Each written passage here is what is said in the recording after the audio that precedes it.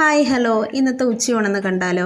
ആദ്യം തന്നെ ഫ്രിഡ്ജിൽ നിന്ന് മീനെടുത്ത് നമുക്ക് വെളിയിൽ വെക്കാം. അപ്പോൾ ചൂരയാണ് ഇന്ന് നമ്മുടെ മീൻ. ചൂര ഇവിടെ എല്ലാവർക്കും ഒരുപോലെ ഇഷ്ടമുള്ള മീനാണ്. അപ്പോൾ വെള്ളം ഒഴിച്ച് മാറ്റി വെച്ചു, തണുപ്പൊക്കെ ഒന്ന് മാറി വരട്ടെ.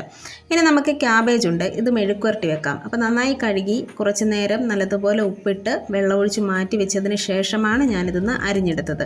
ഇനി ഇത് നമുക്ക് മെഴുക്കുവരട്ടിയാക്കി എടുക്കാം. അപ്പോൾ അടുപ്പിൽ ചട്ടി വെച്ചു, കടുകൊക്കെ പൊട്ടിച്ചിട്ട് മെഴുക്കുവരട്ടിക്കുള്ളതൊന്ന് വേവാൻ വെച്ചിട്ടുണ്ട്. ഇനി മീനൊന്ന് വെട്ടി വൃത്തിയാക്കിയെടുക്കാം. ചൂര ഞാൻ തൊലി കളഞ്ഞാണ് എടുക്കാറുള്ളത്. ഈ സമയം മെഴുക്കുവരട്ടി ഇവിടെ റെഡിയായി വന്നിട്ടുണ്ട് കേട്ടോ.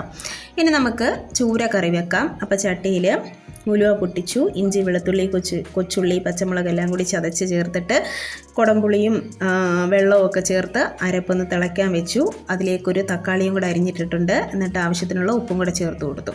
അപ്പോൾ തേങ്ങ പൊട്ടിച്ചപ്പോൾ ഇങ്ങനെയാണ് കിട്ടിയത്. അത് ഞാനിന്ന് തിരുമ്മിയെടുക്കാൻ പോയ നേരത്തിന് അരപ്പൊക്കെയും തിളച്ച് വന്നു. അതിലേക്ക് മീൻ കഷ്ണങ്ങളും കൂടെ ചേർത്ത് മീൻകറി റെഡിയാവാൻ വെച്ചു.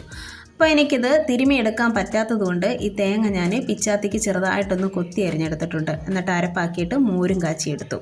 അപ്പോഴത്തേന് നമ്മുടെ മീൻകറി ഇവിടെ റെഡിയായി വന്നു. പച്ച വെളിച്ചെണ്ണയും കറിവേപ്പിലയും കൂടെ ചേർത്തിട്ട് മീൻകറി നല്ല സെറ്റാക്കി എടുത്ത് കേട്ടോ. പിന്നെ നമുക്ക് കുറച്ച് ഉണക്കമീൻ കിട്ടിയിട്ടുണ്ടായിരുന്നു. അത് ഞാൻ ഇന്ന് എടുക്കുന്നില്ല, അത് ഈ പാട്ടയിലേക്ക് വെച്ചങ്ങ് മാറ്റി വെച്ചു. അപ്പോൾ ഇതാണ് നമ്മുടെ ഇന്നത്തെ മീൻകറിയുടെ ഫൈനൽ ലുക്ക്. പിന്നെ നമുക്കൊരു പടവലം ഉണ്ടായിരുന്നു, അത് ഞാനൊന്ന് തോരനാക്കി എടുത്തിട്ടുണ്ട്. അപ്പോൾ ഇന്നത്തെ ഉച്ചയൂണ് ഇത്രയൊക്കെയാണ്. മീൻകറിയും തോരനും മെഴുക്കുവരട്ടിയും മോരും കൂടെ ചേർത്തിട്ടുള്ള ഒരു കിടിലൻ ഉച്ചയൂണായിരുന്നു ഇന്നത്തേത്.